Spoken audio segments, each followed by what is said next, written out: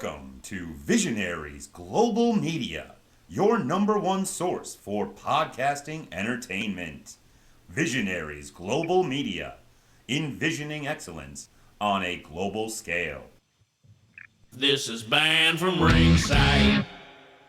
Tonight on the Banned from Ringside podcast, we have your ROH final battle recap. The Briscoes and FTR do it again with a new champion. We have your NXT deadline recap. We have your Mandy Rose news. I can't believe Zach is going to miss that. That and a whole bunch more tonight on the Banned from Ringside podcast. Yeah, your boy. He's about to say he over here hobnobbing, missing all the good shit. It's that 9 to 5. It's time to feel alive. Hello, Mark. So welcome to the Banned from Ringside podcast. As always, I'm your host, Bill Vagey, a.k.a. Police Nobby Job. All I want for kayfabe is you. Grandma got squashed by a reindeer. I saw Mommy pinning Santa Claus. It's beginning to look a lot like kayfabe. Holly Bob Jolly Christmas jobbing around the Christmas tree. Blackheart Shotzi the Snowman. And out there in South City, St. Louis, Jesus. We have Jason Cornelius. Oh, what's going on, JCB? That sounded like a Yano introduction. It's just like it's that and Apollo Creed from Rocky IV when he came out and died right before he died with Ivan Drago, and he came out as like the Italian stallion, the King of Sting, the Count of Monte Fisco. I'm like, God damn. And, Apollo looked over, or Rocky looked over, it's like, damn, how many nicknames you got? He's like, oh, just a couple more. And he ends up dying and shit. I'm like, man, that's all fucked up. Good to be back. Good to see everyone. Not to see you, but a little different this week. I'm a little under the weather. I think I'm fighting a flu bug, stomach bug. I think for whatever reason that's going around. So to keep everybody safe, I decided to stay home, but my voice still works. So we're going to do this damn thing. And on that movie note, I'll ask the congregation to bow their heads as I read from the latest edition of the Banned from Ringside podcast, volume 286, chapter 3, verse 14 of the Good Smart saith, hashtag boo the heels. It's all good, baby. Listen, share, subscribe, repeat. The Holy Trinity of BFR. I say it every week, and I mean it every week. I keep saying to myself, this is going to be one of them weeks where it's going to be nice and quiet. We just going to talk a little wrestling. It's no big deal. And then something else happens. I thought it might have been Sasha Banks for a little bit. Nah, not so much. Somebody else is going to take up to the forefront. Her name is Mandy Rose, and we'll talk about her, obviously, at some point during the pod.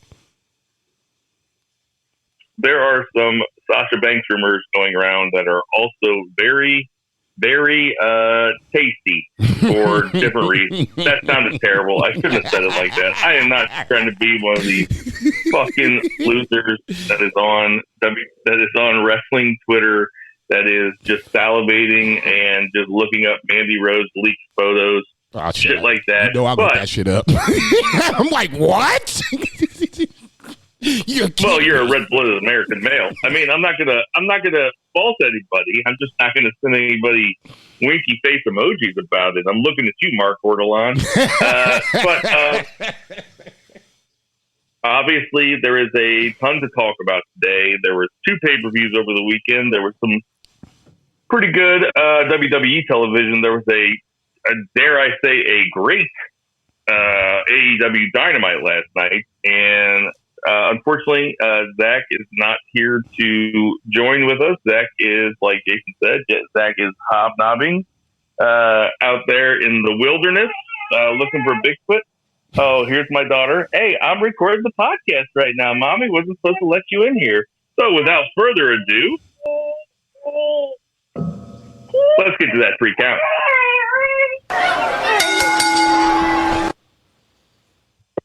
JCB, kick it off. So much ground to cover, but we do it in BFR order. We're going to do it chronologically. We're going to go to Saturday afternoon, and I'm so mad I have to work Saturday afternoons because this would have been a perfect time to watch a little ROH final battle. We're going to start with that. 4 undercard matches, and then you had the main card. Obviously, the biggest takeaway from the entire card itself, just in-ring talk. We could talk about the things in the press scrum afterwards, but Briscoes versus FTR3 in a double dog collar match for the ROH championships. I said it before, and it was a little discussion between, the three of us when Zach was here and without, getting this new job. And now, all of a sudden he's just big up at us every time he gets a chance. Love you, Zach. I always thought that the first match was the match that I thought was the best. FTR is the common denominator when it comes to, it feels like great tag team matches, no matter who it is, whether it's Aussie Open, in this case, the Briscoes multiple times, the Acclaimed on Wednesday night. It just seems like FTR is the common denominator. And once again, they were the common denominator in this match. It started off Mark bleeding within the first 5 minutes, and I hadn't seen the match. I avoid the spoilers, and I'm watching this shit, and I'm like, what? Is he busted open already? Precursor of things to come, obviously. I have to take back my statement. I think now this is the best of the three matches. Now we're talking about, is this the best? Is this the best trilogy of all time? I'm not even trying to wrap my head around that. To me, like I said, the reason why I like the first match versus the best 2 out of 3. The best 2 out of 3 always feels like you're going to get the third match. It would be different if, whoever, just for the sake that the FTR won that second match, the 2 out of 3 falls. If they'd have won in 2 falls, to me, that'd have been like, oh shit, versus, okay, how do we get to the third fall? To me, the first and the third stand out because it's 1 fall. The third stands out more so because it feels like a lot more stakes were on the line. You got a double dog collar match. We haven't seen that since MJF and CM Punk, and we thought that was one of the best matches that we've seen all year long, and I'll still stand on that. It just felt different. It was a bloody mess. Guys were just doing all kinds of just ridiculous spots. Like I said, I don't like to admit when I'm wrong, but I'll do it when I have to. This is now the best match of the 3, and it lived up to the hype, and that's what I love about these series of matches. They all lived up to the hype. But you weren't wrong because you hadn't seen the third one yet. So just, don't beat yourself up too much here. I did not avoid the spoilers. I was too eager to see what happened, and I didn't know when I was going to have a chance to watch it. I ended up watching the match today after I had heard a lot of match of the year talk and stuff like that. And obviously that's not the ideal way to watch a match like this, but it was tremendous. It was it seemed like two teams that really hated but respected each other. It was a bloody freaking mess, but I don't think it was so bloody that it would have turned off anybody that's averse to these types of matches. It wasn't Cody versus Dustin. I mean, no, it wasn't, and that turned me off. Like that had me worried for Dustin Rhodes' health, and now when you hear him talk about it now, it kind of seems like they were also worried about it at the time. Not too worried to not have Cody cut a 5-minute promo in the middle of the ring afterwards while Dustin stands there bleeding, but I digress. The Briscoes seem to me, don't make me laugh. Like the Briscoes seem to me, I'm not the biggest Ring of Honor guy, not like our friend High Five Tom and some other folks that are out there that listen to the podcast or that we talk to, people that really know their shit about Ring of Honor. The Briscoes seem to me like just such punk rock pro wrestling, man. It's like they're too gnarly to be on television, but they're just gnarly enough to be the 13-time ROH champions. They got the IWGP championship. They've won the never 6-weight championship one time. Do you know who the third guy was in that one?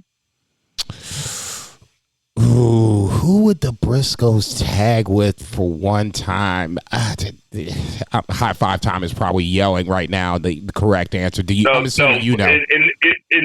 In New Japan. I'm assuming They were the. You know the answer, yeah, right? I know. Okay, goddamn.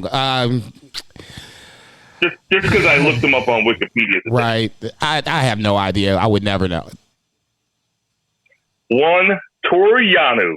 Oh, God, I hate the Briscoes. God damn it. Son of a bitch. Fuck Yano. God damn it. You just made me hate the Briscoes. That's my favorite trios team of all time. I'm not super familiar with the Briscoes. I'll be honest. I know who they are. I'm not a layperson when it comes to that shit. But man, this trilogy has been great. I'm with you about the 2 out of 3 falls stuff. I don't think that I'm with you that this was the best one. I still think the first one was the best one. Okay. And the first one for me is still the tag match of the year. I think. Yeah, I don't know. It has been a wild. It has been a wild year of wrestling. But that was the biggest takeaway is that match, and Juice Robinson and Samoa Joe were put in a really tough spot to have to follow that match up. For sure. And I thought that. I was like, even Cesaro and Jericho. Let's go to Cesaro and Jericho. Not Cesaro. Claudio and Jericho. Now, what do you think about that match? It was the classic, Jericho Claudio match where Claudio felt like, he was dominant with his strength, but Jericho was just crafty enough to keep the match close. But then obviously the finish is what everybody's talking about. Now, it's an original finish. I can't think of any other time where even like with a swinging neck breaker back in the days, Ken Patera used to do that shit. He didn't keep swinging a person around. At some point, he'll stop and then, put the clamps on him and then they'll tap out. Claudio wasn't stopping. Okay, we were 20 deep in. So imagine yourself on the playground and someone is spinning you around and around and around. That's just physics or whatever you want to call it, where, a lot of people didn't think about that. But if you put yourself on that playground and somebody's, running you and you're holding on for dear life, sooner or later, you're going to want them to stop. And that's exactly what happened. So to me, that was just an original finish. I love the finish. I don't know if I would have loved the finish if I didn't know the outcome already. But having known the outcome, I didn't know that the finish was on the spin, honestly, until today when I watched it. I was like, oh, he tapped out that's a weird tap out. But you're right. Like, kayfabe style, that should be like something that somebody should want to tap out of, because if Cesaro can't stop, you can't take it that long. I'll say this as a layperson who has never wrestled before. There has to be some sort of trick to it, because those guys never get up this, and really, like, they should be did. So there has to be some type of trick to it. They always put their hands behind their heads. I'm sure somebody's listening to it right now being like, well, of course, dummy. Like, if they close their eyes, if you close your eyes or whatever, you're fine or something like that. I'm not a neurologist. Right. But I think that it's interesting that they kind of dangled Jericho as the ROH champ out there for a little while, and trying to get a TV deal or trying to make a deal with somebody. And then when it became apparent that that wasn't going to happen, they put the belt right on somebody that's more ROH's speed. The announcers did a fantastic job telling the story. And the crowd, honestly, it wasn't just like heel stuff. Like, I think the crowd would have honestly been like heartbroken if Jericho would have left as the champ. Yeah, because you would take Claudio with you, and that's a blow to what Ring of Honor kind of stands for. Claudio feels like like you said, a true Ring of Honor champion versus Jericho that doesn't. And and you kind of stole my thunder a little bit about the switching of the titles. I thought it was very apropos. It came out after the fact in the media scrum that there was not going to be a TV deal, and that Honor Club, their streaming service, is going to do the weekly shows whenever that starts off. I think they're going to do that down in Florida weekly or whatever the case may be. And then Bleacher Report, I think, is still going to do the pay-per-views, because obviously they do the AEW pay-per-view. So, I thought that was really interesting, because I didn't know the result of this until I watched it, and I was just like, okay, so that right then felt like something was up. And then I found out after the fact that, there wasn't the TV deal. So I was like, okay, it kind of felt like, Claudio just missed a little time with it. But if they put a good run with Claudio this second time around, I can kind of overlook the first time, because, I'm on record not a huge fan of him winning it over Jonathan Gresham the way that he did. And then they kind of doubled down on it, taking it away from him to put it on Jericho to try to get the TV deal. Yeah, I think that honestly it might be advantageous to Ring of Honor to not be thrust into a TV deal, because now they have time to kind of work it up with, only the hardcores, and they will, and they have a chance to make a really must-watch TV show that starts getting some traction, and then they can hopefully get a TV deal in a year or 18 months from now and come in, piping hot, with stories already in place and the show already in place and directors and a rhythm and stuff like that.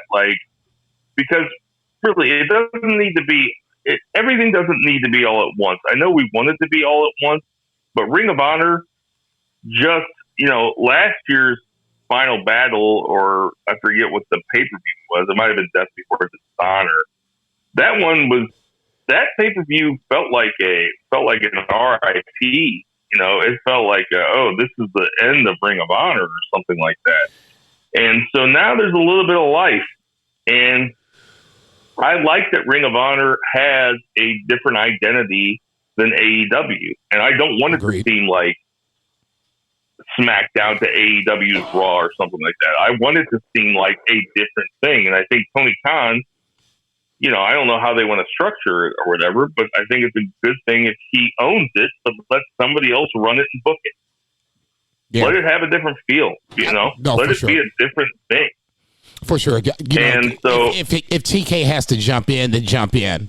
Outside of that, right, he has to figure out someone that he truly trusts and believes that he would take the ROH vision. It should be someone that worked in ROH in the past. That's just my opinion on it. Yeah, totally agree. What else did you like from this pay-per-view? I'll admit, I only watched the Dalton Castle and the Boys versus the Embassy, and then the last three matches. I heard Athena's match was great. We can start there. Yeah, Athena wins the women's ROH championship from Mercedes Martinez. Unbeknownst to me, I did not know that they being Mercedes and Athena had past history. They brought that up in the Shimmer promotion, where Athena was a young Athena and Mercedes Martinez was a prime Mercedes Martinez. So I would have loved to see that. And that to me would have really just made this match a little more interesting, a little more appealing. And just for me personally, it felt like they would just put these two girls together and decided it was going to be for their ROH championship. Good match. They're borderline great at certain points. Athena looks and feels like a heel, and I think that's what I want to take away moving forward. It's plenty of women that can come into ROH and challenge Athena, so I expect her to have a decent reign, 3-4 months. But if you do get a chance, check the match out. Swerve and Arguri goes over Shane Taylor Productions. Obviously, the story here was Swerve and Keith Lee, could they get along? And obviously the answer here was no. Swerve did not give Keith Lee the pound the way Keith Lee did not give Swerve the pound in their match beforehand against the Acclaimed. And once again, Swerve gives the receipt to Keith Lee by leaving Keith Lee in the ring to fight off Shane Taylor Productions, but Keith Lee wins. So I guess that means that Swerve and Argori wins. We'll see what happens next Wednesday night on Dynamite, but we'll talk about that here in a little bit. Now we can talk about the matches that Bill did see. The Embassy wins the ROH six-man tag team championships over Dalton Castle and the boys.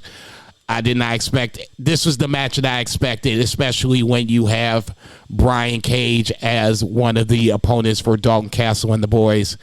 It should have been quick and painless. Well, I shouldn't say it was painless on my part. Probably not painless on the guys that were getting that work from Brian Cage, but that's another story for another time.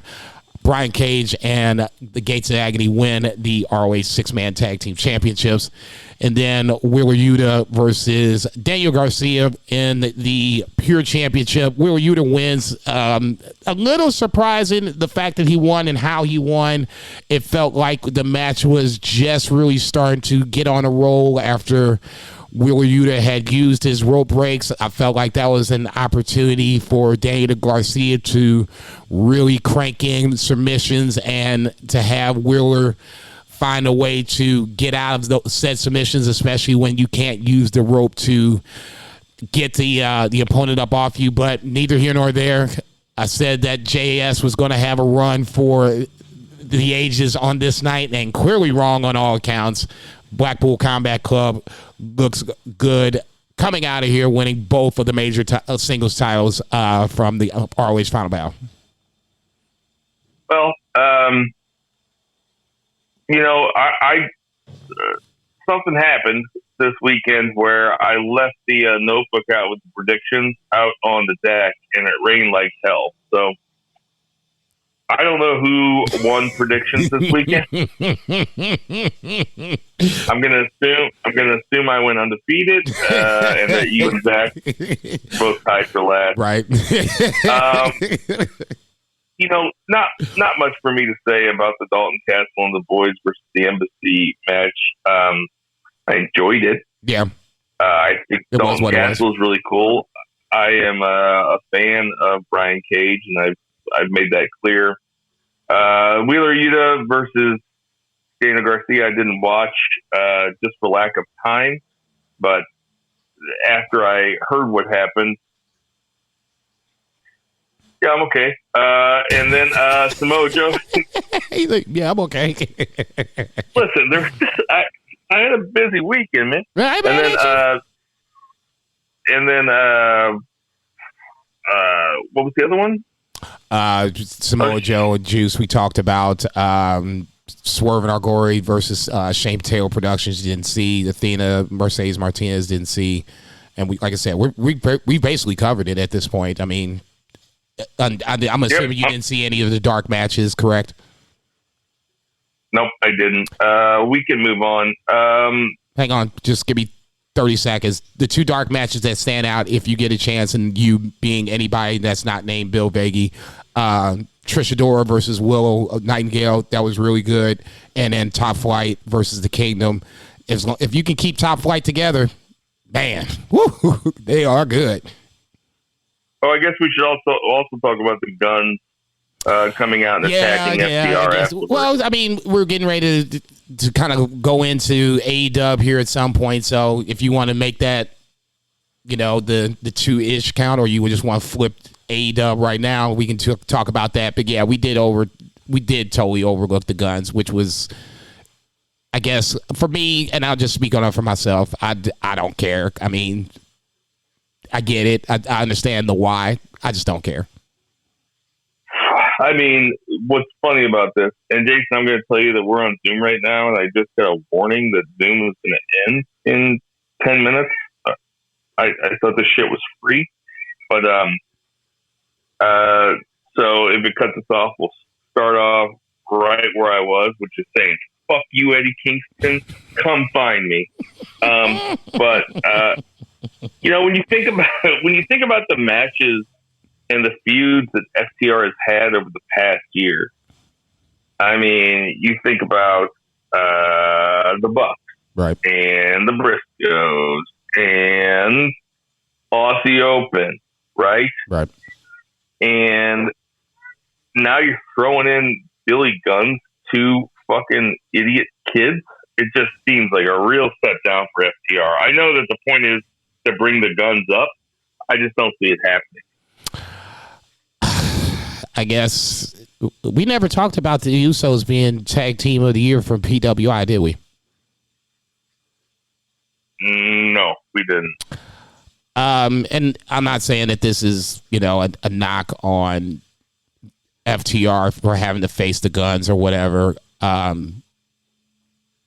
It's just an interesting talking point because now you have, in kayfabe style both ways, you have the longest reigning tag team champions, and I'm pretty sure that the same dates would apply, whatever this is, December of 22, let's just go say December of 21, if you just want to go that way. I'm sure that FTR and the Usos would have at least been somewhat tag team champions in some form or fashion. Maybe not all three for FTR. Usos probably just starting their, now record-breaking run.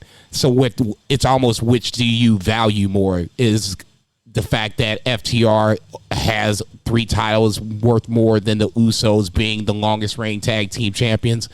Interesting conversation to discuss about amongst yourselves. I don't think we're going to go that route. I'll just say this. I agree with you on the Guns. I know my answer. Go ahead. What's your answer? No, we can talk about it. The Beefers are coming. The Beefers are right around the corner, man. Good. We're not giving that shit away. Good answer. I like it. We've given a couple things away already, I think. I don't know if the Guns can do it. It's going to be interesting. If anybody can bring a team up, it's FTR. Obviously, they're the hottest things right now. It'll be interesting. I'll just say that. I'm curious to see how this one unfolds. Stokely Hathaway needs to be more of an active role because I think he's a lightning rod, and I think he can make things happen. So, like I said, we'll see. Totally agree. Without further ado, let's get that to count.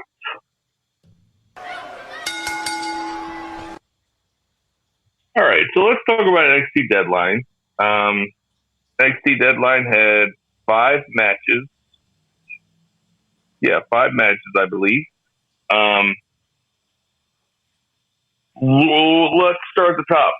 Braun Breaker ends up.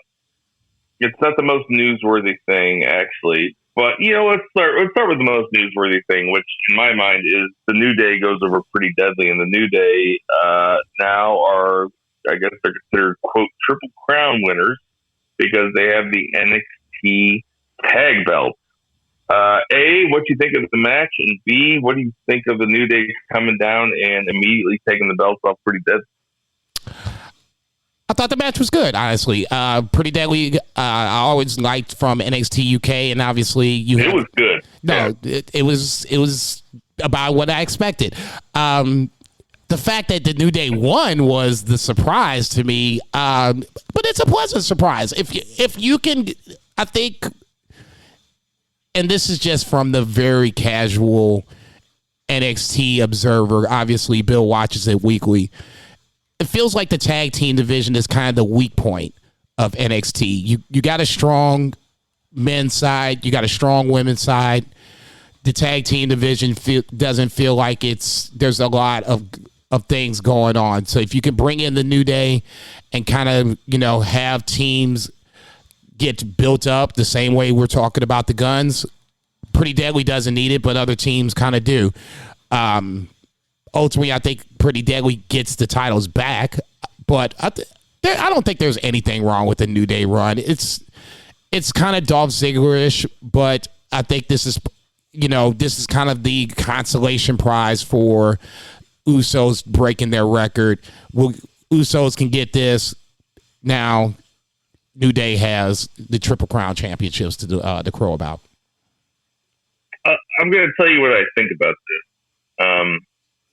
And I thought about this today, and I can't believe that nobody's ever said it, but I think that I'm dead on right.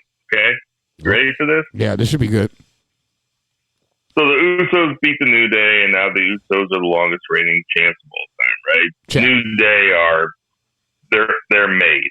Like, nothing could bring them down. But what are they going to do up on the main roster now that the Usos, the Bloodline, are doing their own thing?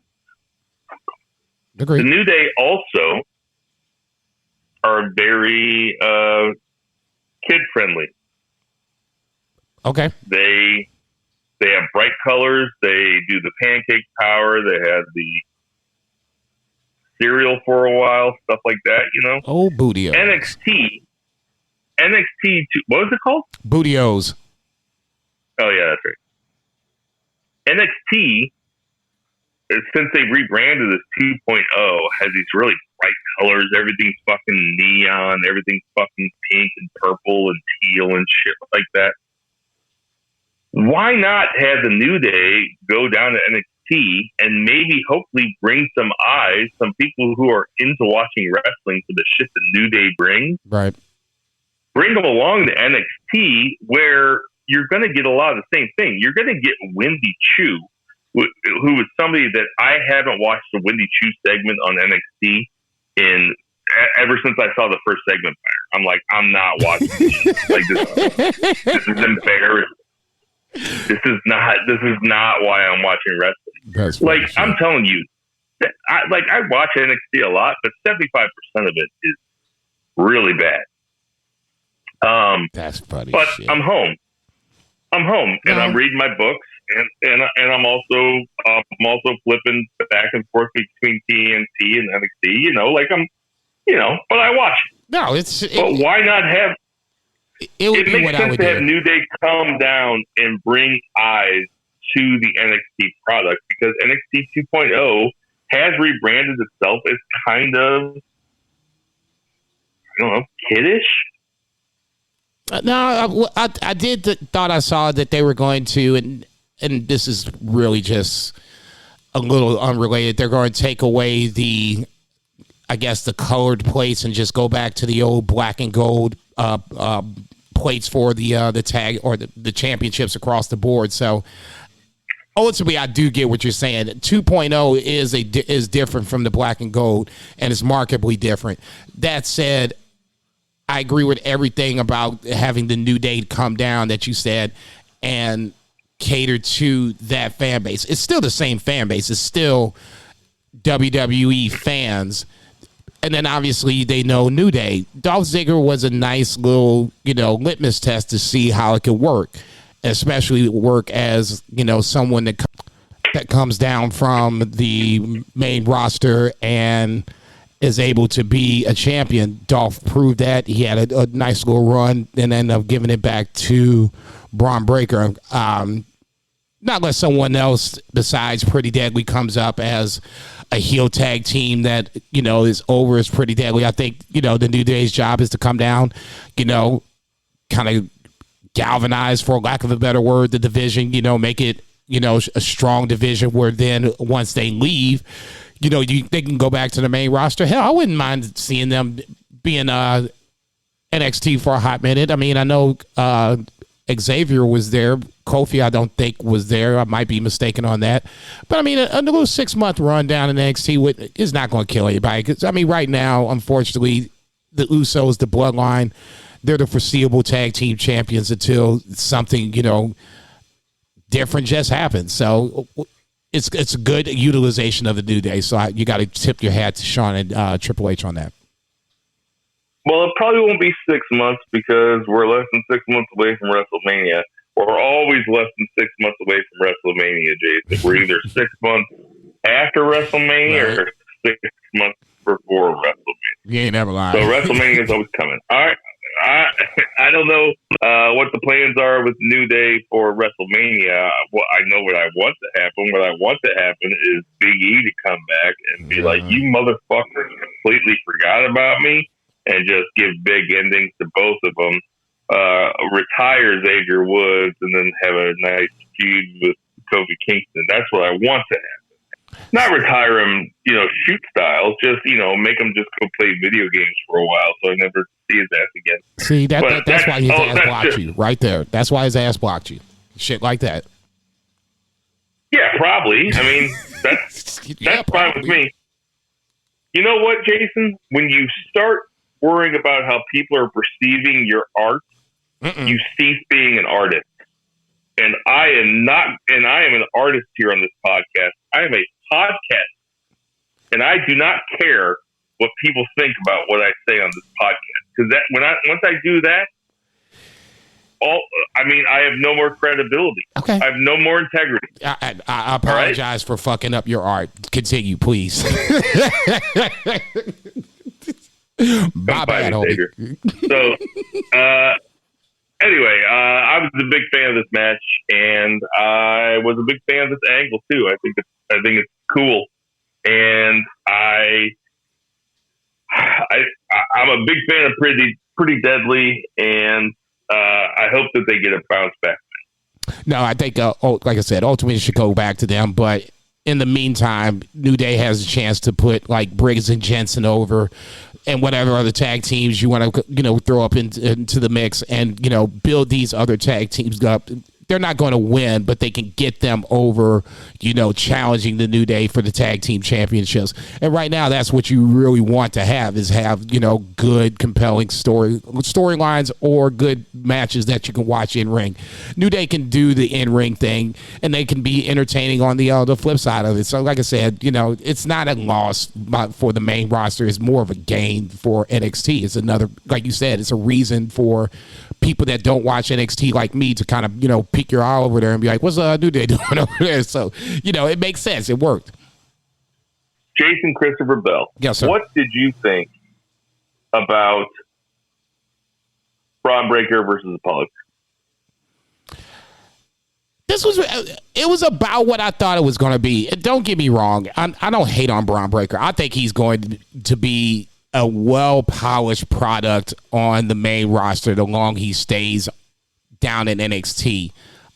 I just thought this might have been the time to pull the trigger, but looking back upon it, especially who won the men's Iron Survivor match, I take it all back. It was a good match. Do not get me wrong. Apollo Crews had me at a couple times where I was like, oh, this motherfucker's going to win it. Oh, this motherfucker's going to win it. And Braun Breaker pulls it out. That's the sign of a good champion, and that's what you want to see, especially with two baby faces in ring. That was about as good as a match as two baby faces could have without any fuckery involved. Then that being said, the post-match finish, that's where I was just like, oh, okay, now this starts to make more sense. And I'm not going to give away that part yet. We'll talk about that in a second. But the physical match itself, I thought was one of Braun Breaker's better matches. I was just a little disappointed just because, like I said, to me, this was a chance to do something on the top of the card. If you bring in New Day, you bring in Apollo Crews, this frees up Braun Breaker to, at some point, he's going to the main roster. I said it last week, and I thought this might be a chance to do that, especially with, the guy I said was going to win the Iron Man Survivor match. But neither here nor there. The physical match I thought was really good. Well, they've done right by Braun Breaker because of all the matches that he's had, he always looks pretty good, but it's against guys like Ziggler, Dragunov, JD McDonough, Apollo Crews. These are guys that can work.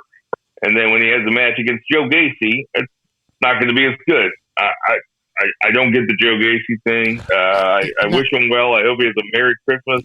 But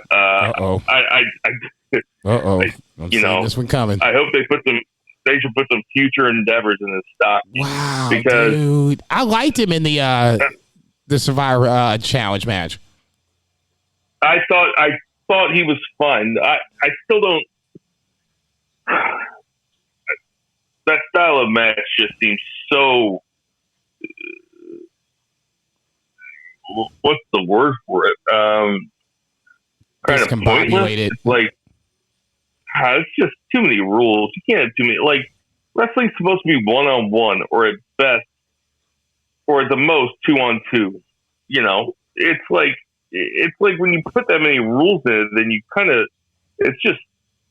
I'm more worried about away from the essence of it. Yeah, well, I'm more worried about thinking about okay, so what does this mean? Okay, so and so happens. I'm thinking about it versus physically watching the match, and I get it. It's the first time around.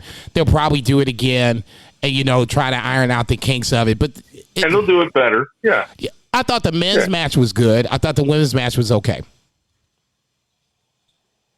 I thought they were both pretty equal in terms of the way that the matches were laid out and executed. I wasn't a massive fan of either.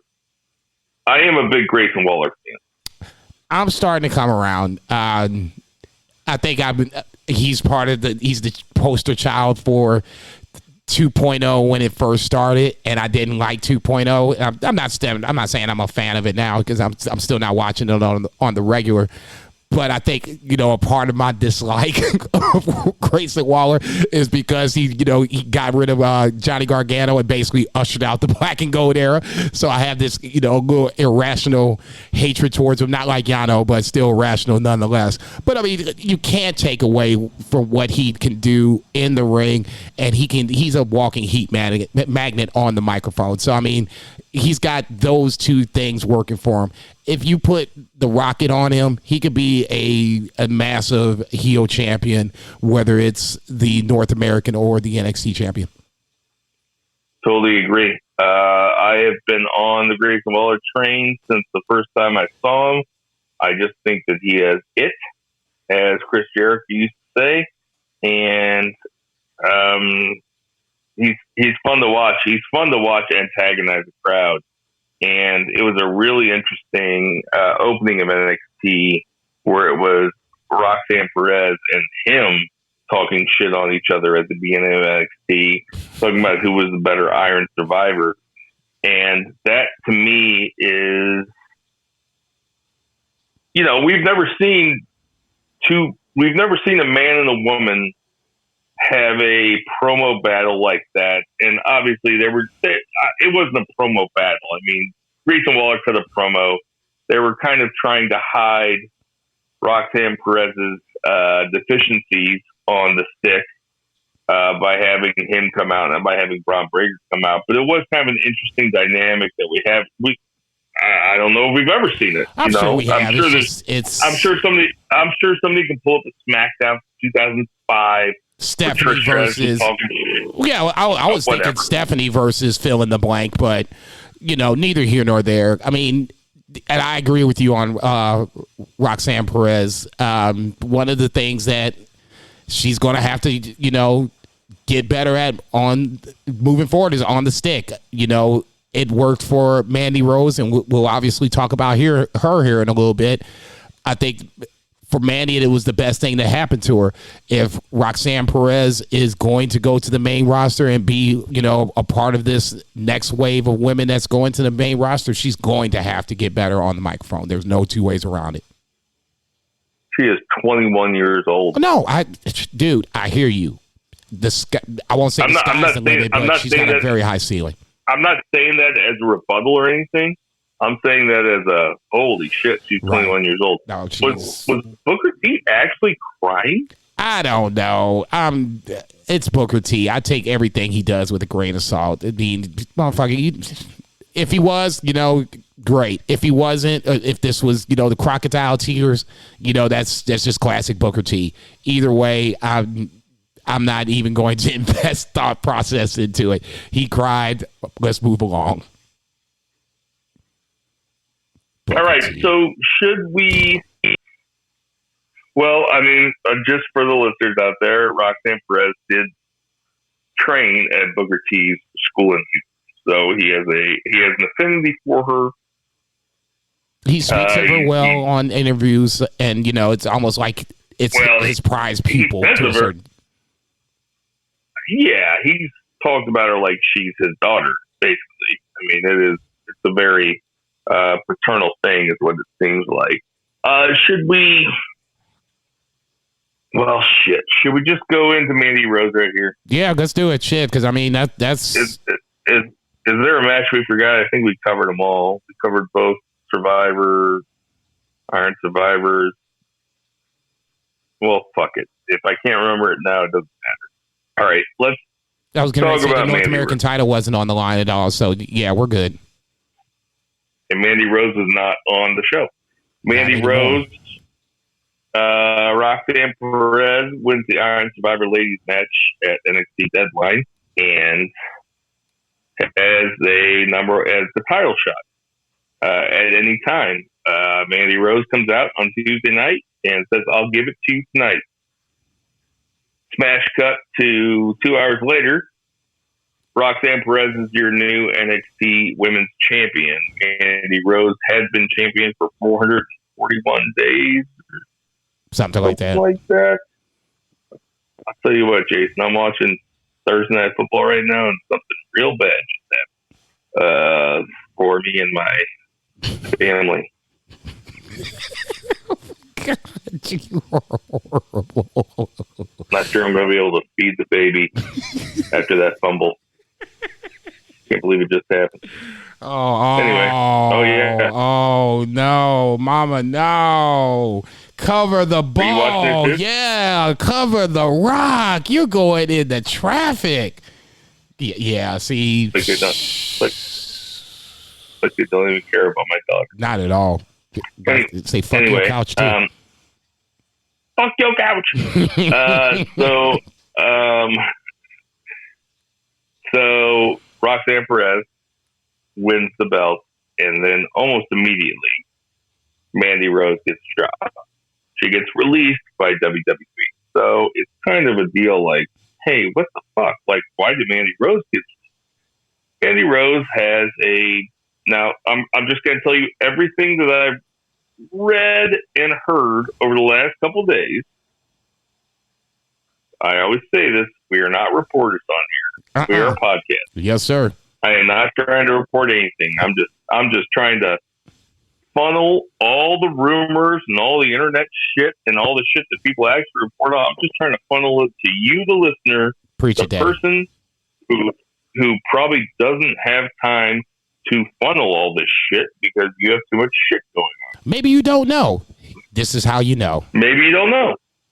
Mandy Rose is she had a page on an OnlyFans. I ain't no how to it. She's that motherfucker's still going. I ain't stopping. She has a page on an OnlyFans type website. I forget the name of it. It's called Brand City or something. Jason? I don't know. Honestly, I didn't even get that far down the line. What I do know is that if you go on like any of Mandy's social media, there's no link to it.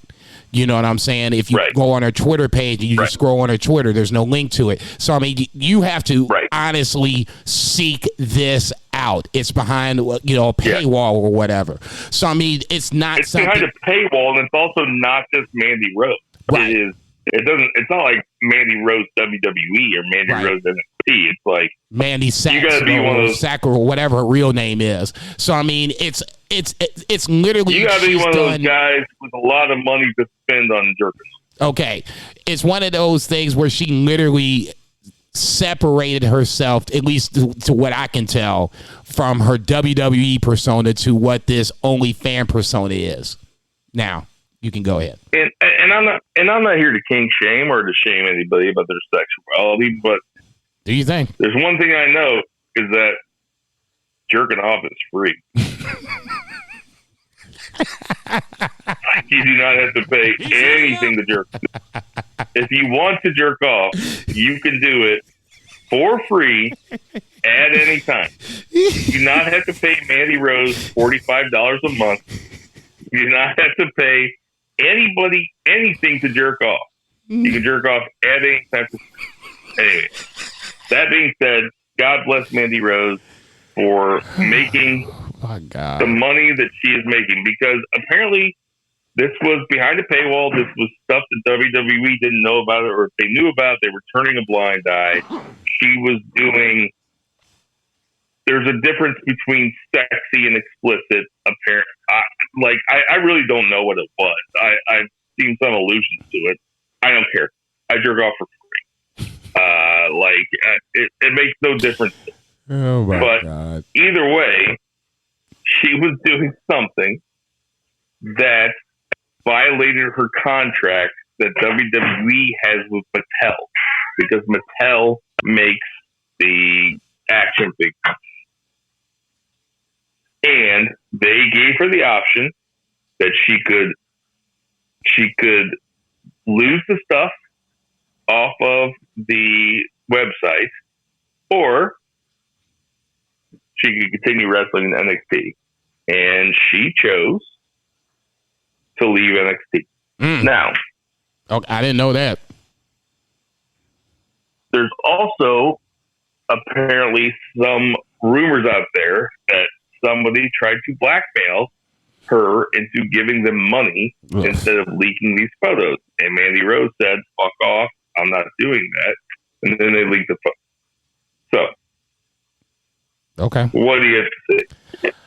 Well, to the person or persons responsible for leaking the photos, I hope you can go play in traffic at some point.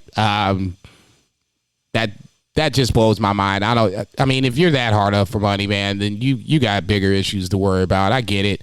You know, this is your lottery ticket, or you perceive it to be your lottery ticket, but you have to realize on the flip side of it, leaking those photos, especially when you're not getting anything from it, you know, there's going to be some backlash to it, and karma will find those motherfuckers. I'm not worried about that. On the Mandy Rose side of it, I was not aware that she was offered the chance to stay and she turned it down.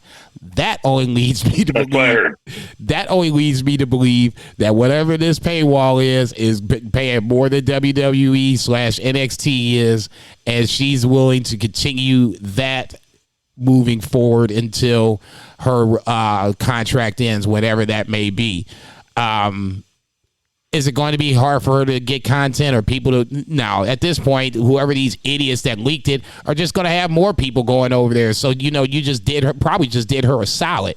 Moving forward, where does Mandy Rose go? I mean, there's one or two spots. It's AEW or Impact. I mean, AEW can probably shelve out the money and allow her to do her OnlyFans or whatever you want to call it without a problem. I'm not sure if Impact would be able to match money, but probably would allow her to do her OnlyFans.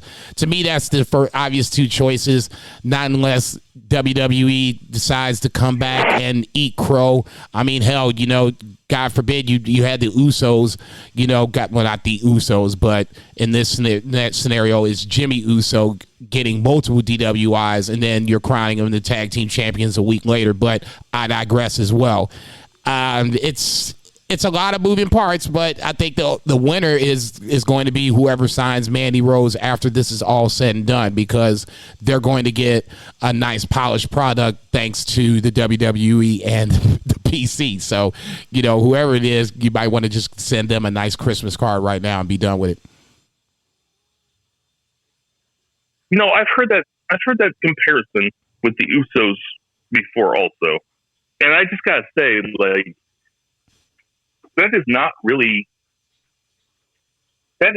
a point against the WWE like people think that it is. You know, not to sound like a complete fucking shitlib here, but that is just an argument against the patriarchy. Like, because if there's a clause in a contract that they were going to do with Mandy Rose that says she can't do porn or do anything like porn or whatever it ends up being. Morality clause is the term I morality clause.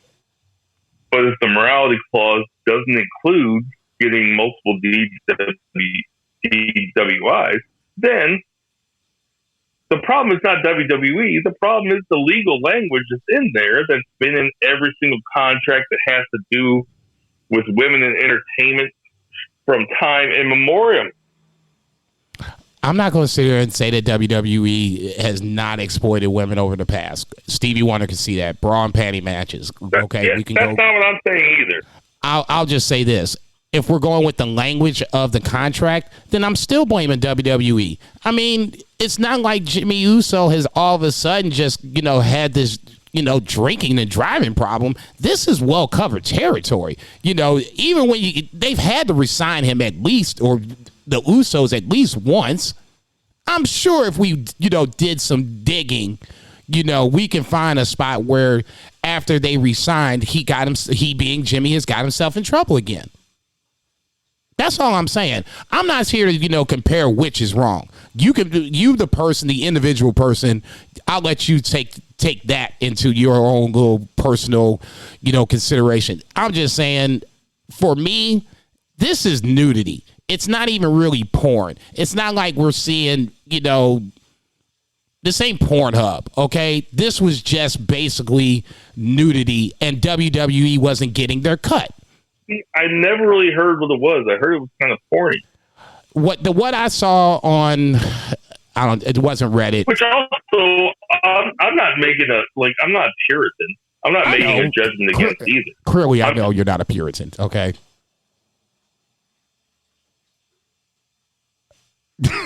Okay, I'm not saying what the hell is that? I know you're not a Puritan. What the hell does that mean? Look, you're far from that. And I'll just leave it at that. All right, you can look at me crazy all you want to.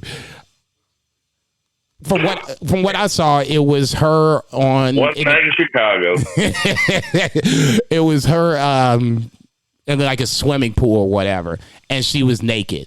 That's basically what I saw from it. Now, other people are talking about, Mark Ortland, friends of the show. They're talking about, what they saw on Reddit. I'm not sure this is the same thing or not. It's probably not, because if it was, more sensational than what I saw, then yeah, maybe you do have a point. But for me, as long as she's not doing any porn, I don't see what the problem is. They didn't have a problem with her, imitating the Shawn Michaels picture from back in the day when she had the two belts on and she was basically naked there.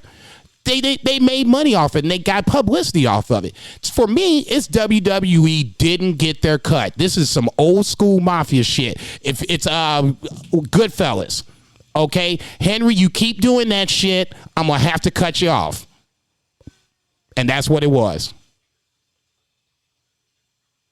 All right. Any way you slice it, it's a big deal.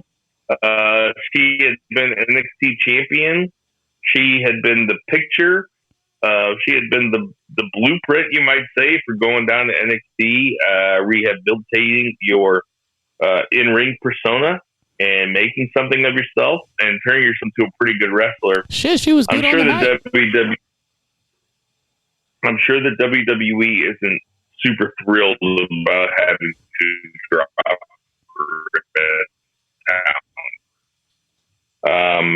I had to think that lawyers got in the same way that lawyers. What are you shaking your head about? No, I agree with you totally. That I'm sure that it was a sucky situation, for lack of a better word, for WWE, because, I mean, it's not the worst thing in the world, like I said, but if this is, contractual language where now you're getting ready to lose sponsorship, that's something you got to take into consideration. So, I mean, WWE was backed into a corner and they did what they had to do. So, yeah, I mean, that's what I'm shaking my head about. It just sucked. All right. I think that's enough for NXT, and yeah, we did a lot of NXT. Let's get to that 3 count.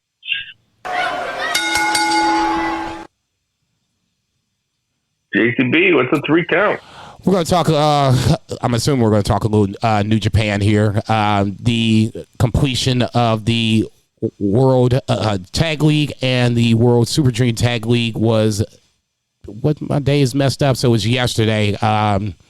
Yesterday morning would be Wednesday, where you had in the World Tag League final, Goto and Yoshihashi, defending champions, making a quiet little run down the stretch to make it to the finals, facing Aussie Open.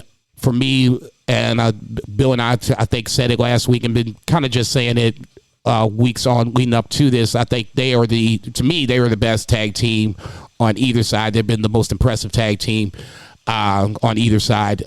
And I thought they were, well, fingers crossed, I thought they were going to win the tournament and we would get FTR Aussie Open 2 to a cheering crowd, which I just found this out today at the Tokyo Dome for Wrestle Kingdom 17. So that's going to be very, very intriguing to have a cheering crowd with some of these matches that are on the table. That being said, Goto and Yoshihashi win the World Tag League, defeating Aussie Open, so they're back-to-back World Tag League champions.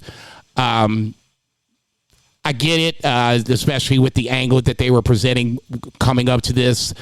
Goto and Yoshihashi were wanting the IWGP Tag Team Championships to come back to Japan and not have FTR in America not defending them. So this is their opportunity to put some money where their mouth is and bring the tag team titles home. On the Super Junior side, you had, Ace Austin and Chris Bay. I think they're calling them one Too Sweet after the Too Sweet little moniker for Bullet Club versus Yo and Leo Rush. Bill's pick to win the whole thing, and Bill is on a roll, ladies and gentlemen.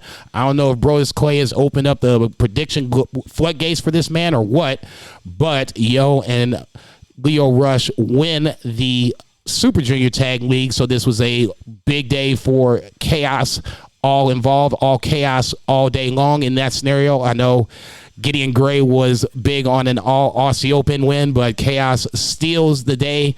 You have Yo and Leo Rush winning the Super Juniors, and Bishamon, Goto, and Yoshihashi winning the World Tag League. Did you get to see either or no?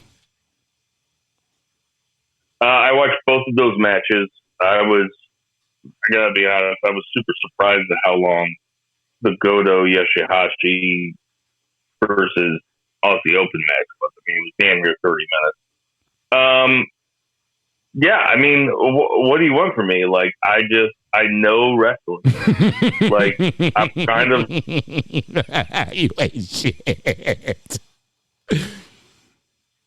Don't be looking at me like that, man. You know why I'm laughing at you, motherfucker. Don't act like Brodus Clay is like, now all of a sudden you gonna just be calling out crazy shit. I'm just kind of like a wrestling, like Bino Cook.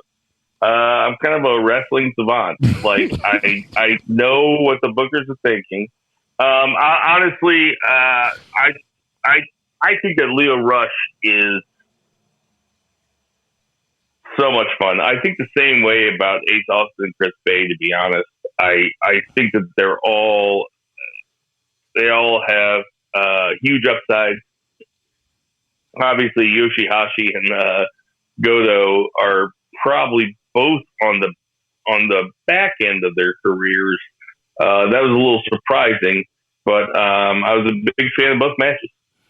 I like both matches. I agree, though. I thought the main was... I thought it was going to be 30 or less. It was a 30 or over, obviously. But, I mean, if you're going to take out like I said, who I thought was the best tag team on either side, I guess a 30-minute plus match is the way to do it. It just kind of, reinforces Goto and Yoshihashi as, that team that's going to have to, bring back the titles. They're now back-to-back World Tag League champions. They had a nice little reign with... Let me ask you this, though. I know. Would you rather see FTR versus Aussie Open or the FTR versus Yoshihashi Goto? Me, I wanted FTR versus Aussie Open. That World Quest match was amazing, and I'd love to see them run it back. Do I get why they're going Goto Yoshihashi? Yeah, but if you had me, if I was taking the pencil, shit, this would have been a no-brainer. Why did they give it to Goto and Yoshihashi? Like, what do you think they gave it to him for? I know what I think, but what do you think? To me, they're the contracted stars. And it's no knock against Aussie Open. I think if Aussie Open was contracted to New Japan, I think that you could easily have run this back and not had a problem with it. If you're going to have somebody beat FTR, you want somebody that's under your umbrella to do it. I mean, and this is the part of the problem is, as you know, as much as I like tournaments, this tournament overall felt a little underwhelming. There was only a few teams that I really were looking forward to on both sides. I didn't necessarily need. You think they're going to beat FTR? You think Yoshihashi and Goto are going to beat FTR? It would not surprise me a one little bit. And call me crazy. You know, I'm just. I could see it happening. I could totally see it happening. I don't think FTR loses anything by losing to Goto and Yoshihashi. Yoshihashi get a rub if there's, you know, crazy as it may sound, if you're a New Japan fan. They're, you know, 2022 hasn't been the greatest, but their 21 I thought was really good. So, like I said, they quietly crept back into this thing and won it. I wouldn't be surprised if they beat FTR. I'm not calling it. You know, I got time to play with it, but it wouldn't surprise me not one go back. Not a whole lot. No, I'll say it's a couple weeks. You know, weird things can happen. At some point, FTR is going to cough these titles all up. This feels like a spot where it would be a legitimate way to make it happen. And like I said, FTR doesn't lose anything from this. Yoshi and Goto get the titles back. You know, they cement themselves as the top tag team in New Japan. You know, you move along. If FTR was going to come back over and be a while, then yeah, I'm all for it. But right now, they're holding the titles to hold the titles. And that, I thought, that to me is a big problem with New Japan to begin with. Their tag division has been severely overlooked for a long time, as long as I've watched New Japan. I mean, I missed the Bucks days, so I can't speak on that. But what I've seen is basically the GOD days. So Guerrillas of Destiny is the team that I think of as the top team in New Japan, as the guy that's, you know, watching as long as I have. So unfortunately, it's kind of go ahead. I don't think there's any way that Yoshihashi and Goto beat FTR. Look, I'm not that. This is wrestling, okay? Weird shit happens all the fucking time. All right. Give him a nice little payday on Wrestle Kingdom, but I just can't. I mean, I guess it could happen, but is FTR going to drop? I don't. What's okay? It would. I think you could kind of. This is just me thinking for a second. After Wrestle Kingdom, that's the 4th of January, obviously. I don't see a time where they can come back anytime soon. I mean, to me, that it's not like the AAA. I don't know much about AAA, so I can't really speak on it intelligently. But it feels like it would be easier to defend those, you know, on a bi-monthly basis versus flying over to Japan every 2 months and doing it like that. And I'm doing 2 months as being generous. There's no, unless, you know, a big match card is coming up, there's no real reason for FTR to come back over unless they want to. I mean, there's so many ways to think about it. Like, you could think about, okay, so ROH is supposed to have this new relationship with NJPW. So right. Then does Yoshihashi and Goto win? And then they go, I mean, I don't know. Like, I don't know. I just can't see Yoshihashi and Goto being FTR. I know. It's weird to wrap your head around. I get it. Okay? That's why I was kind of like, you know, Aussie Open, if there was a team that would make sense to beat FTR and hold the titles, Aussie Open would make more sense. But, like I said, Goto and Yoshihashi are going to make that a good match. It's probably going to be right around that 30-minute mark again. So, if there was more of a future, I'm sure it'll be a great match. If there was more of a future for FTR in New Japan, I would be totally for it. I'm all aboard about it. But I just don't see them having the chance to come back over. And I kind of think it's not the end of, Gaijins winning the IWGP Tag Team Championships and, taking it back over to wherever it is. But I just really think that I got the sneaky suspicion that this is going to be a possible upset. I'll go that far. All right. And what about Leo Rush and they will get Yo? They get obviously Francisco Akira and TJP. I didn't even know Leo Rush was a part of Chaos until they flashed his name or whatever, and I saw the Chaos emblem. I'm like, when this happened?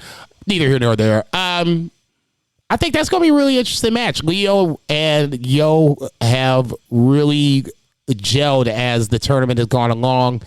I remember the very first match they tried to do the rolling clothesline the very first time in their first match, and they botched it so bad. And now they're doing it to where it's just, it's their thing. They've worked long enough to where now they have that kind of chemistry. Are they going to beat the team that is probably one of the second, the third best team in the tournament on either side? I don't know. I like Leo Rush a lot. I'm glad that he's back. I got the sneaky suspicion that the United Empire, Catch-22, whatever you want to call them, they might end up retaining. But once again, if Leo is here to stay, and I'm not sure that he is, I've seen him announced for MLW coming back, so that means he's coming back to the States at some point. I don't know if this is a scenario where you want to do the same thing over again and have two guys that aren't in the company for an extended period of time and not be able to win, not even win, but to defend the titles whenever necessary. And that'll do it for our 3 counts.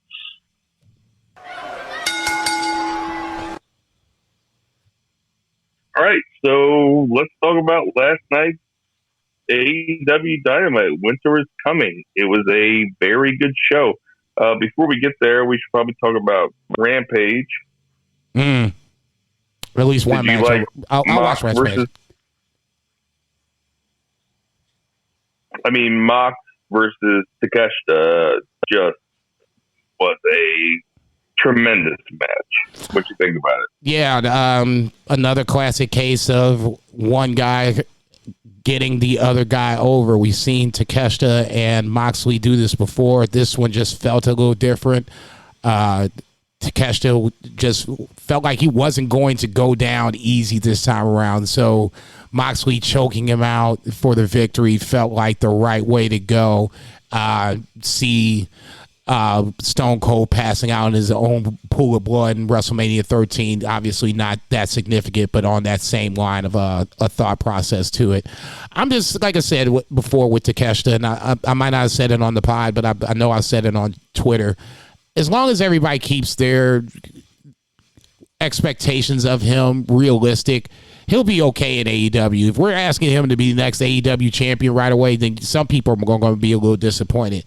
But like I said, the physical match I thought was good.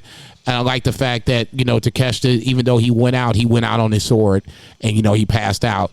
But, you didn't expect anything less than this. Obviously, you had Adam Page and Moxley, have some fisticuffs after the match. So, from one match in classic Tony Khan fashion, we're just jumping right into the next storyline. And I'm curious to see where this Adam Page Moxley thing goes ultimately. All right. Well, let's jump to Dynamite. It opens up with Death Triangle versus the Elite in match number 5. Match number 4, and Death Triangle ends up going over.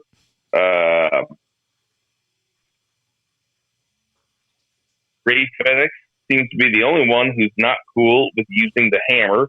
They tell the story of one of the Jackson boys turning an ankle and then coming back heroically, Willis Reed style. Sorry to date myself. Coming back, and they end up going over anyway. Kenny Omega cuts a promo afterwards, says, "I'm sick of this shit. Why don't we have match 5 be no DQ?" First of all, what you think about this match, and what you think about the stipulation going forward? Oh, shit. The match I thought was good. I love that Rey Fenix, like you said, seems like he's the only one that kind of has a conscience. But even when you hit Nick, by the way, is the ankle of question that you're talking about. Yeah, whatever. Even when they took the hammer to Nick's ankle, it didn't take long for Phoenix to jump on the ankle to try to tap Nick Jackson out. So you have the story within the story, the conscience of Rey Fenix, and he continues to go along the heelish path that Penta and Pac are going along. The stipulations, we already kind of talked about that. Now they've gotten stipulations for 5, no DQ, 6 is falls count anywhere, and 7 is a ladder match. So, I mean, now you basically told me in some form or fashion that we're going to have a ladder match to settle this thing. I just really wish they wouldn't have done that. At least not announce it this far ahead. I already thought this was going 7, but I'd rather it just be done week to week and build it all up to the ladder match versus, this is, the Bucks are down 3-1, so they're going to be jumping through all kinds of hoops to get to this Game 7. And then from that point, it's a ladder match. It's the ultimate Game 7 when it comes to wrestling in my mind, and anything can happen. But I think I'm just a little disappointed they gave it away like that. Couldn't agree more. It's really dumb that they gave away 6 and 7. At least say something like, if the Elite win match 5, then they get to choose match 6 or something like that. Like, why give it all away? Yeah. Like, everybody's already suspending all their disbelief because it's the best of 7 and it's wrestling. So of course they're going to make it super dramatic unless the Death Triangle wins one of the next 2, which would be surprising, but very. Everybody wants to do that ladder match. Right. Now you fucked it up. Okay. Just about to say, if we don't get the ladder match, all hell breaks loose. So, yeah, I agree with you on everybody that. wants to do ladder match, but either way, I was watching this live and I enjoyed the shit out of it. It was a predictably great match. Not really a whole lot more you can say about it. I just like the fact they've had 4 of them already. Yeah, I just like the fact that, like I said, there's the story within the story. The titles are the bigger story, but watching Phoenix have the crisis of conscience is the next story, and I think that to me is more interesting.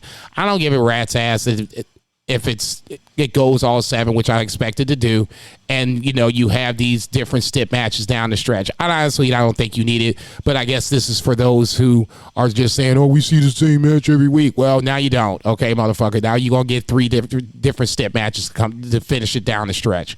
For me, I don't think these guys need it. There's enough chemistry between all 6 of these guys at this point where you could just roll the ball out and just made it a match and been done with it. But, well, I mean, we're going down this road, so fuck it.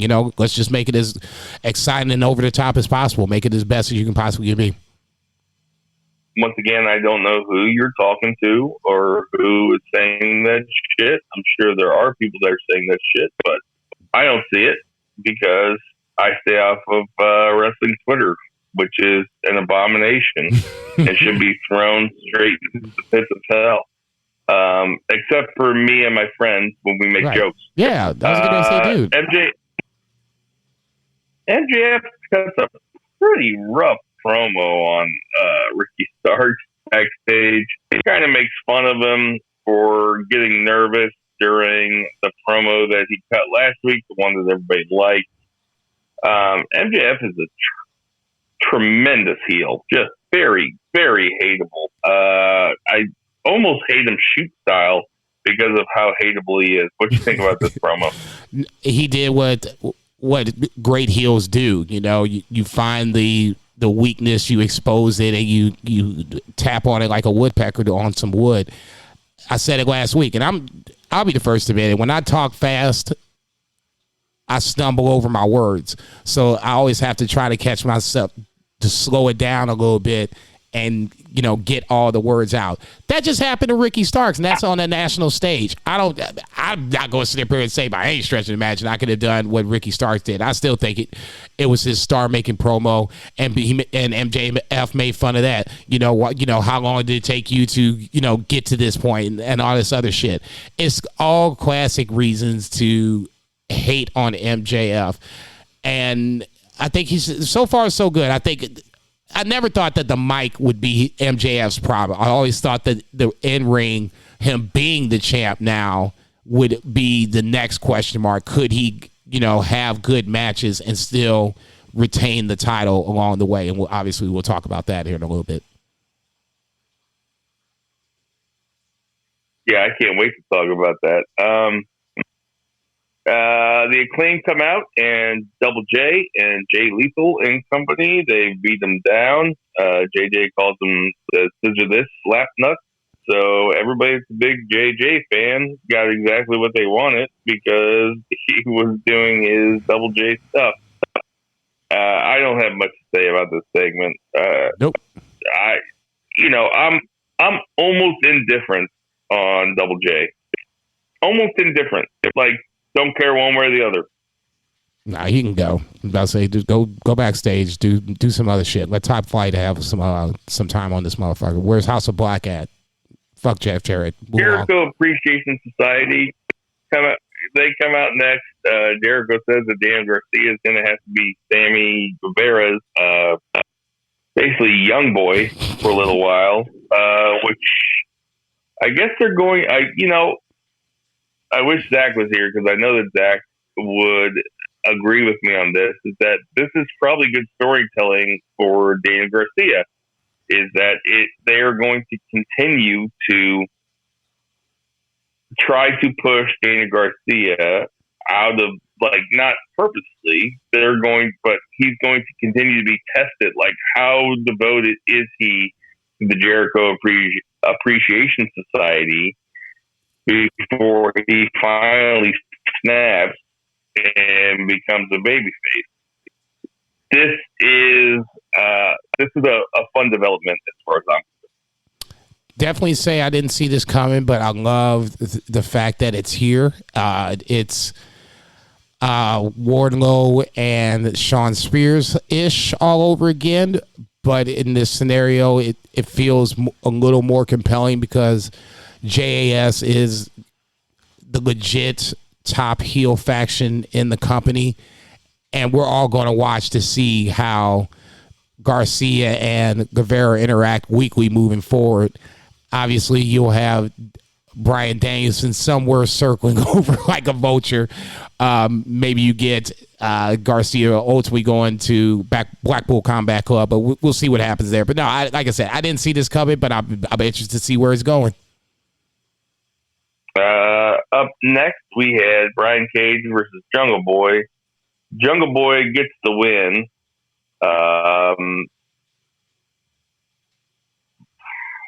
Okay. Stokely Hathaway comes out. And then, so I was reading about Rampage when they called William Morrissey, a.k.a. Big Cass. They call him Big Bill. And I was like, who the fuck is Big Bill? And then I didn't realize it till this Wednesday when Big Bill came out with Lee Moriarty and they were beating the shit out of Jungle Boy. Lights go down. Music starts playing. There's a crowd shot. Crowd is psyched. And here comes...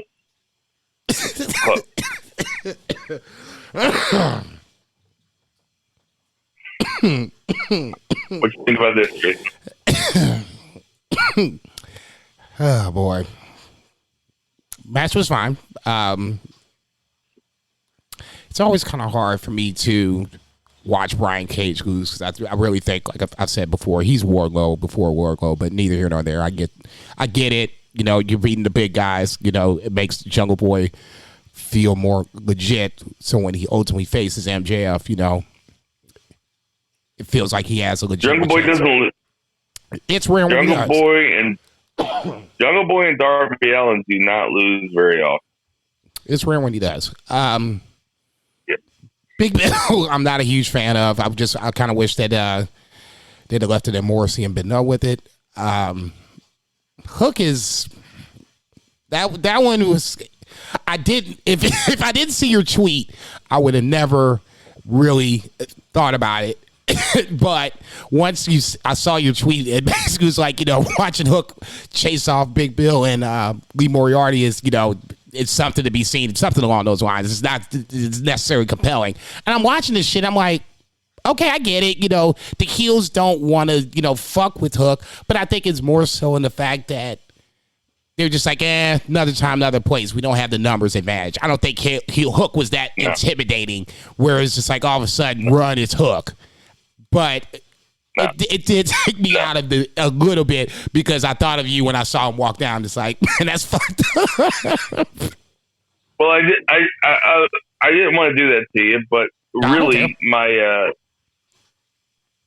my thoughts on this, and I think my tweet was something along the lines of, you know, Kane tearing through the middle of the ring and dragging somebody down to hell requires less suspension of disbelief than Lee Moriarty and Big Bill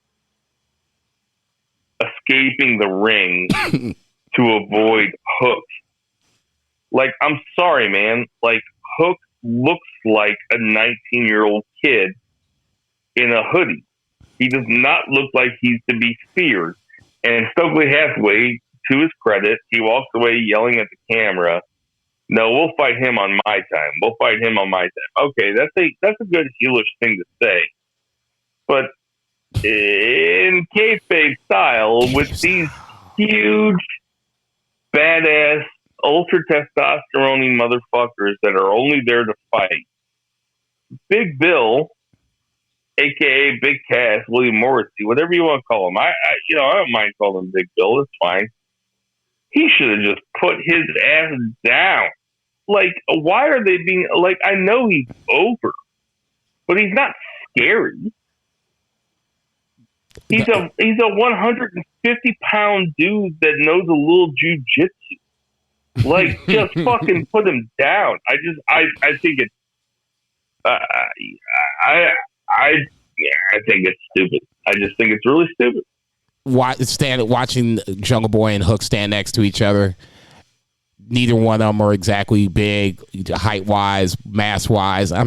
That's when your tweet really started to hit home. I'm just like, dude, if you stacked one on top of the other, they're maybe as tall as Big Bill. I don't know. Doesn't weigh as much. No, not they at all. They don't weigh as much. No, not at all. I would say. Well, here's the thing. You remember when I used to make this joke about the Undisputed Era, and I used to call them the Lollipop Jesus Christ, here we go. Yes, I remember that. I mean, Undisputed Era make Hook and Jungle Boy look like the Lollipop Guild. Like, you have to have somebody big with them, or they just have to get their asses kicked all the time. They're not. I mean, they're like, even Daniel Bryan, who was like so small when he faced Randy Orton and Dave Bautista. It's like he was not as small as those guys. At least Hook doesn't even have any definition on it. I don't get it. I just think he's a. I told you that I don't want to use any slang terms. Now that I turned 43, I'm done using new slang terms. Right. But I don't want to call him. He's benefiting from nepotism. How about that? I'll just say that. How about that? I mean, I guess I'm thinking in the terms of WWE and nepotism, and that would be a much, higher placement upon the card itself. I don't necessarily have a problem with what you're saying. I mean, it's Taz's son, but I'm with you. It's hard for me to sit here and I know they built up Hook, and I get it. He's this bad motherfucker. But I mean, damn, it's a 7-foot motherfucker that just basically throws guys around at will. You're going to have to tell me a story that's going to make sense. Lee Moriarty is going to have to be the guy that takes the fall while you keep Big Bill strong. I've met guys that are 6'5", and I'm 6 foot tall. I've met guys that are 6'5" that I wouldn't go near because they would crush me. If I was Hook and I walked up to Big Bill, no, fuck. No. There's something in my hand. It's too much discipline. Anyway, we have a Blackpool Combat Club promo. Moxley cuts the promo. It's fine. Swerve does a vignette on Shane Taylor. It's fine. House of Black versus Factory. They squash them. I guess they're setting up House of Black to take on whoever wins the 6-man titles. Do you have any comments on any of that? Swerve's fine. House of Black, I said that this was the easy part on Twitter. It's reintroducing them and having them, beat down a bunch of teams that nobody really gives a shit about. But then to me, the hard part is making fans invest in them past this point. Okay. We can watch. Right. We can watch them beat down the Factory. Nobody cares about the Factory. I mean, what the fuck? We want to see them, face, Death Triangle, Best Friends, the Elite, build that story up if you want to get my attention. Right now, House of Black is what it is. It's, it's good to see him back on screen, but nothing I'm really too excited about just yet. All right. So let's get to my match of the week. And I'm sure it was a lot of other people's match of the week, which was Chris Jericho versus a guy named Action Andretti. You watched this match? I did watch this match. Was this match spoiled for you?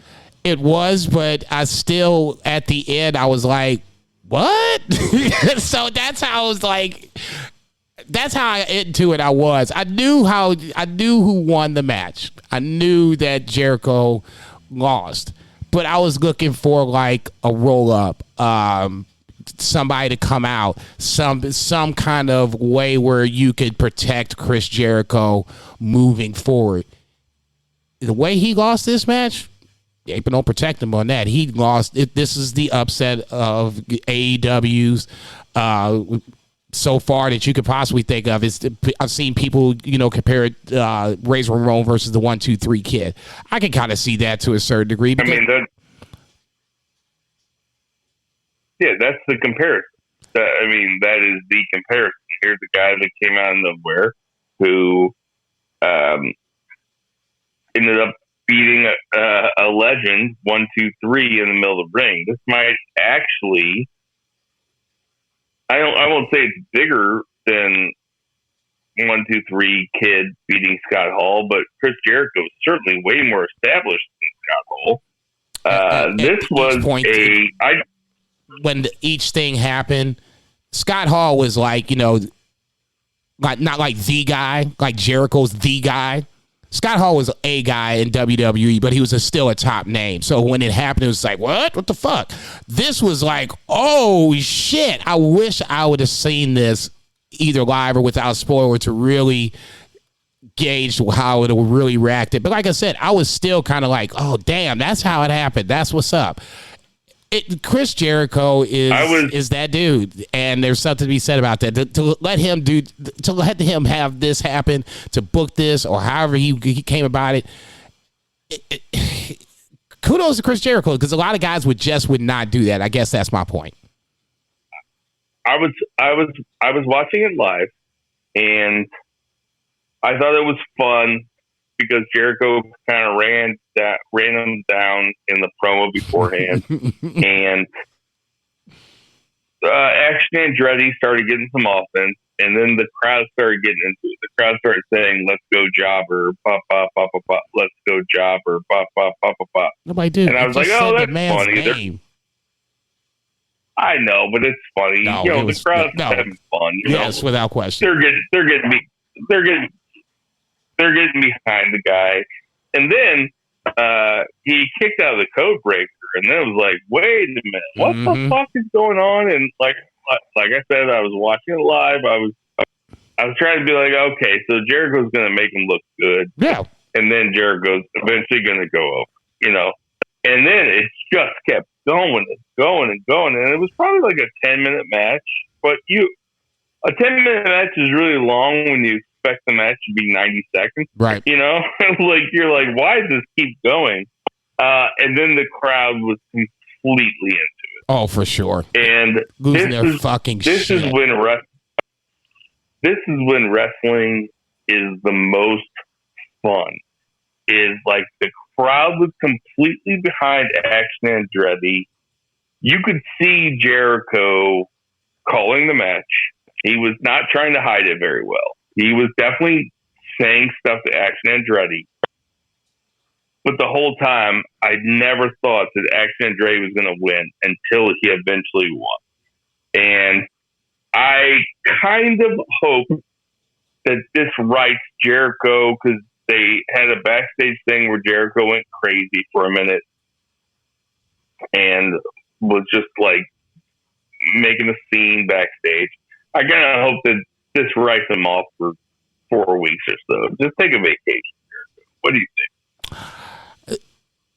It was like I said, spoiled or not, I'm watching this match and there's, I'm like you. I'm like, okay, this is the time where it's going to end. Okay, this is the time where it's going to end. The code breaker where he caught Action coming off the ropes, and then he was going to turn him into the walls, and you heard the crowd.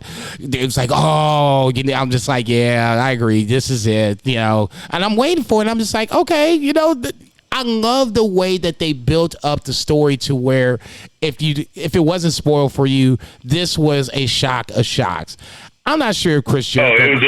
It was real pro shit from Jericho. Yeah, without question. And I think if Jericho leaves, I think that's something that is going to be missed. I don't think that you're going to have Chris Jericho just go away without a little repercussions to Action Andrade without him dipping. Maybe if he does, that's even better, because now you would have, a leaderless JAS, Sammy having to take Daniel Garcia under his wing. Jake Hager doing God knows what Jake Hager does, and the two ladies doing what they do. So it would obviously be a group in chaos. Parker and Matt Renard doing ROH or dark elevation.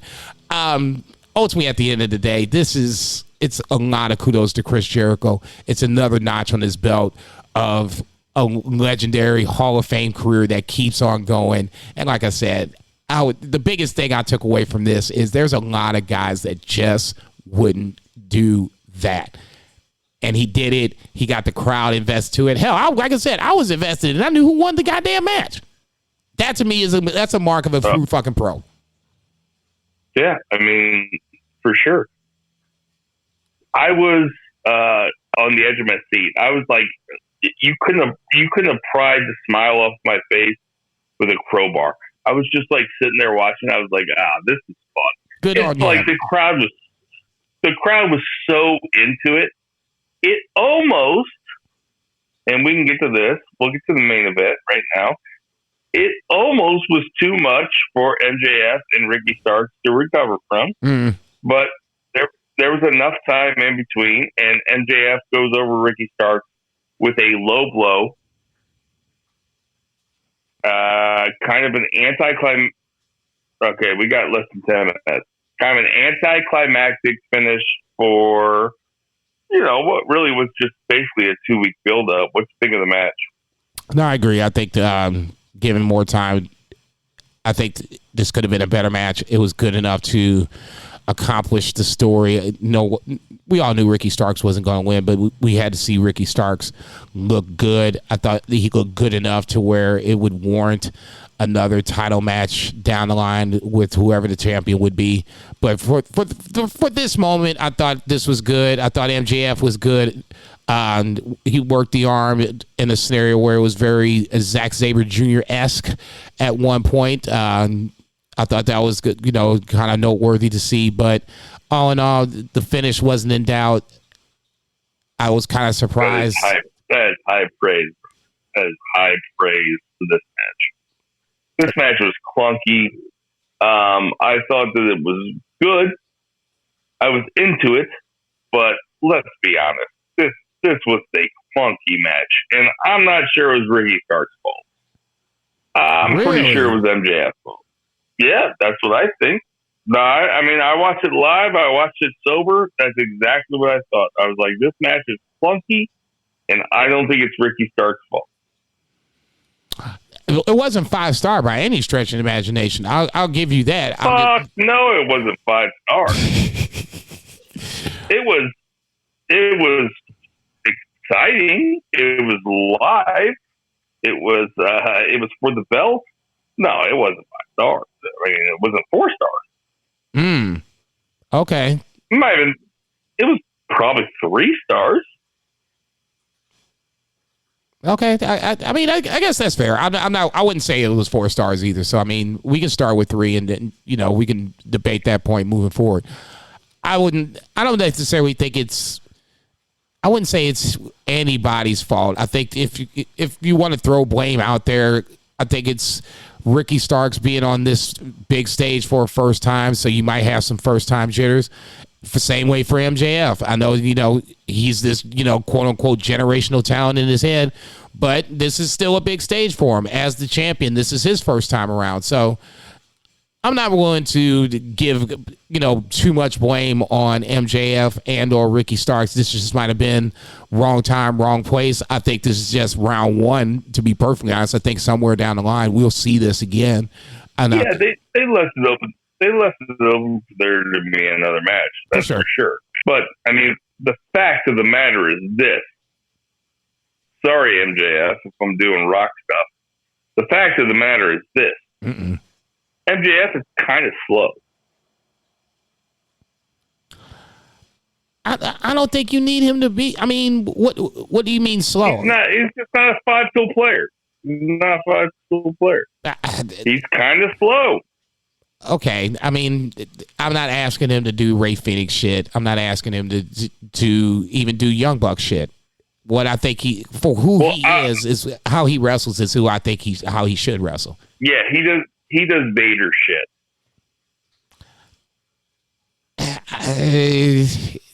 I don't know. I'm not gonna go that far. I'm sorry. I think he's really good at a lot of things, but he is slow in the ring. He is slow. I'm not talking about methodical. I'm talking about slow. Like when he tries to put somebody in some sort of fucking move, or when they do that thing where they roll from pin to pin to pin to pin, it is slow. It's like watching guys in developmental do the thing. I don't know about that. I think that's maybe. I'll tell you what. I think he should just abandon that thing altogether. What you mean abandon that thing altogether? That spot where they say, "Oh, 1, 2, 3. Oh, roll this way. 1, 2, 3," and then they kick out or whatever. They're not going to abandon that spot. I just think it's a partial. Your dance partner helps you out. It's not just Ricky Starks doing this alone. It's not MJF doing this alone. This is a dance partner scenario where they both have to work in concert. Maybe they're just not good dance partners. Or maybe MJF is slow. That's also a possibility. I'm not saying it's not. I don't understand what you expect from him. We both said that this wasn't a 5-star classic. I said Zack Sabre-esque. Okay. Oh no, listen. I'm just saying. I don't expect much from him. All I'm saying is he says he's a generational talent. Everybody else says that he's a generational talent, and I agree. He is great on the microphone, but in ring, he is just okay. Like I said, I agree with everything you said up to the. I think the opponent, now that you have the cheese of Bryan Danielson getting ready to jump on that ass, this is where I expect a good match, because Bryan Danielson gets good matches out of basically anybody. And I expect MJF to step up to the plate and have a good match. I'm sure it'll be fine. I'm sure it'll be great. I bet Braun Breaker and Daniel Bryan would have a better match. Come on, man. I mean, at least put somebody in that's in the same fucking company in there, for Christ's sake. I mean, what the fuck? One of them's a natural, and one of them's a tryhard. MJF is never going to be Braun Breaker in the ring. And I don't think that's what he should be. I think who he is right now is I think exactly what he should be. He's the guy that's on top that people just can't stand, and he's going to fucking rub your nose in it every fucking time. And he's right. People are going to come back to watch him try to lose every week. All right. Give me the band from Ringside thing. This is Band from Ringside. Hey, everybody. We got some birthdays this week. Eric Young. Younger than me. Just turned 43. Luke Harper. R.I.P. Younger than me, 43. Stone Cold Steve Austin, the best to ever do it, is 58. Rob Van Dam is 52. Trish Stratus is 46. Mean Gene Okerlund. R.I.P. 80. In the same vein, Mauro Ranallo still around, and I hope to see him beside a wrestling ring sometime soon. Mauro Ranallo is 53. You agree with that, Jason? You made a funny face there. No, I wasn't sure how you were making that connection, but I was like, I guess we're talking about ring announcers, WWE commentary. Yeah, they're not wrestlers. Yeah. They're wrestling. They're wrestling personalities. Right. I love Mauro Ranallo. Prima Cologne is 40. Oni Lorcan is 37. Otis is 31. Jason, play that music. Just one quick thought. If you haven't had a chance, Josh Alexander versus Mike Bailey, go to YouTube, check out the live, long, uncut version. Match of the year candidate. Rabbit Fever, middle of the night. Hey, everybody. We know there's tons of podcasts to listen to, so we appreciate you guys listening to our podcast. For Jinder Mahal. Check. For Patriot Pat. For Vice. Check. For Jinder Mahal. Double check. For my cat Millie. For my wife Erin. Check. For Reba. Check. Xander. Check. For Murray the Murray Man Murray. Check. For Sideways to Time Check. Podcast. For Soul Taco. Check. For Two Beer Zach Coleman. Check. For Jason Cornelius Bell. Konnichiwa, I am bitches. Bill Vagey. Check. And Black Lives Matter. Check. Boo the heels. Boo!